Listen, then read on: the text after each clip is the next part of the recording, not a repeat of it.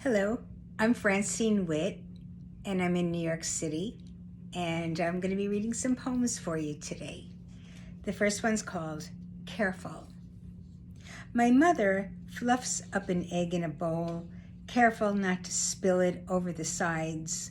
Her face, finally unclenched months after my father's death, a death that slammed her hard, came without a word. Oh yes, there was a word. Careful. Careful, the doctor said. Careful, red meat and alcohol said. To her, it was a word that came and went. Careful before a rainfall that either happened or it didn't. Careful, a broken condom, the one that made her a mother.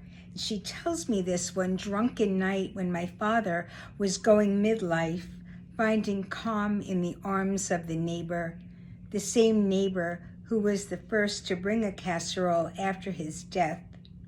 Careful, my mother holding back accusation because, she said, that's what the civilized do.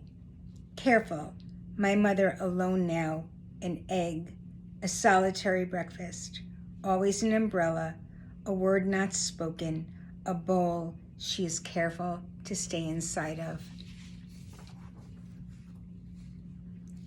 First conversation, maybe. So if the apple won't satisfy your hunger, what will? Here, God waits for an answer. Eve says nothing. A rage begins to build. Call it a hurricane that might have torn the skin off the garden. But no, this is a patient God, decides instead to taste the apple himself, rolls the bitterness of knowledge around on his God tongue, and suddenly comes up with names for everything, hurt, disease, and 1,000,000 more. Meanwhile, Eve is standing in the suite of leaves waving just above her head, the sudden fullness as she thinks again about what will satisfy her hunger, and again she simply says, nothing. Other summers. We were wolves then, doing the wander ponder, our hunter hearts pulling us through the forest night. We needed to eat adventure, and so we would nose push anything lying still. We would roll it over, and when it did move, even a little, we would tear into its skin, our teeth and tongues, a hurricane of need, the only light coming from the moon, and a sash of milk stars, the only sound, the whisper of a wind in our throats, slowing back down to a breath. The river's wife. Each night, I ask him if he still loves me. He tells me instead how he started, handfuls of rain and mountain streams, how it trickled into a muscled flow. I ask him again, and that's when he goes back to hiss and spin. I give up and head home, lonely, cutting my feet on scrags of rocks and fallen twigs. Some nights I wake up, go to the kitchen, turn on the faucet full blast, water fingers lacing my own. My father warned me, said that the river is made up of tears from all the fish that never made it out to sea. He says he was a river once, a foaming, raging twist of a man who lured my mother from the banks, how she gave up girl-like to his tumble and roar. How I myself am part river, how if I listen close enough, I can hear the whoosh that is louder than the beating of my heart.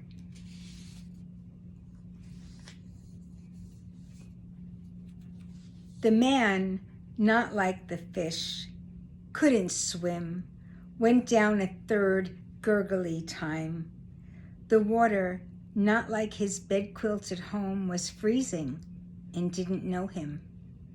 The wife, not like the trees, ran towards the water, her screamy arms waving, not like the branches that were brittle and snap. The hole in the rowboat, not like the hole in their marriage, which was gaping and constant, was covered by a mat of wet leaves. Their argument moments before, and him rowing solo to the middle of the lake, was sudden, not like the seep of water that soaked his foot, the boat dropping out from under him, the fish, not like the man, whose eyes were bulging now fish-like, had nothing but the water to hold him up.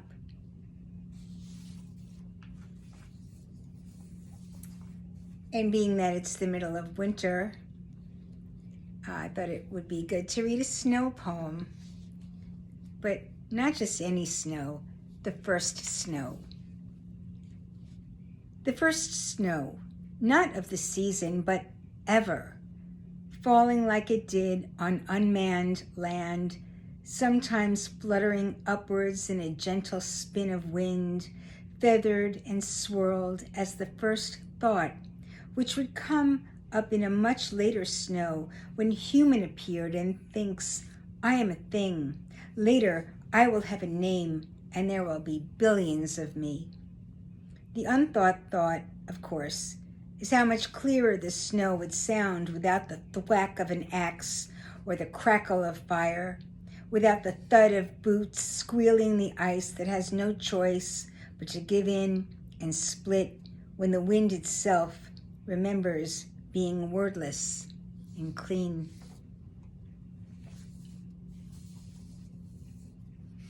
In a different kind of a landscape with Mother. Bills piled on the dining room table, and my mother with her head bent under a bouffant of hair. Some might think it's worry that's weighing her down, that if not for the cost of living, my mother would sprout wings, maybe soar across a field where home and food and electric were rich brown soil and berries and stars.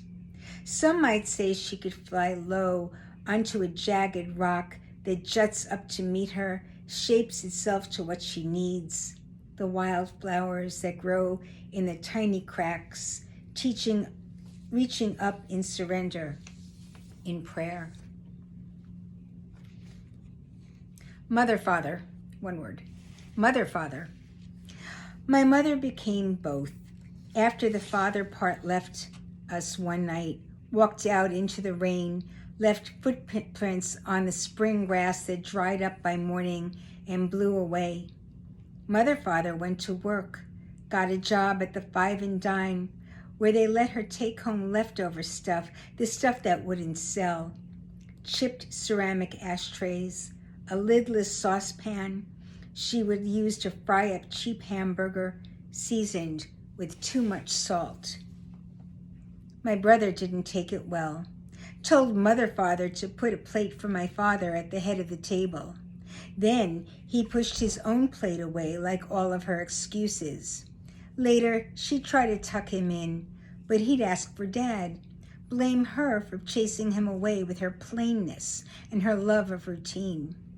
Mother father tried to do boy things with him, anything to fill in the bother space. Brought home toys from the store they were throwing out for newer models, tiny soldiers he would line up and name the general after my father. Cap guns he'd load up and point at the world. When I think about Jake, I think of him drop-kicked across the couch, freshman dorm. Him coming back from a mixer where the punch was spun with vodka. He'd sleep it off, and when we woke, we talked to him for hours, me and Julie, whose baby would end up having Jake's eyes. Julie would say that Jake's a goof and everybody knows it, but that didn't stop love from smacking her in the heart. I wanted to warn her, but didn't, and 6 months later, Jake was needle dead. Julie would sleep in the scoop on the couch where Jake had flopped himself so many times. By now, her belly had swollen into a face. When she tossed and turned, I could hear her dreams where Jake had his ropey arms around her, swinging her do-si-do, the spin of it getting her passion drunk. When she woke up, she would shake her head, throw words like shame and potential into the air, let them sail like a football and splat to the floor. Now, she calls out of nowhere, 20th reunion and do I want to go? We haven't talked in forever, and she texts me a photo of her son, grown now, with Jake's gangly arms, only trackless. I think how sometimes the past can be fun, only not when it's a sick I finally got cured of, not when the echoes of what I should have told her and told her again if she didn't hear it the first time. Walk away from it, another echo was saying, only this time, it's for me.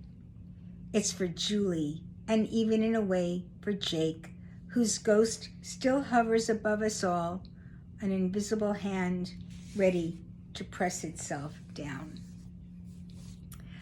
And I'll stop there. Thank you very much for listening. Good night.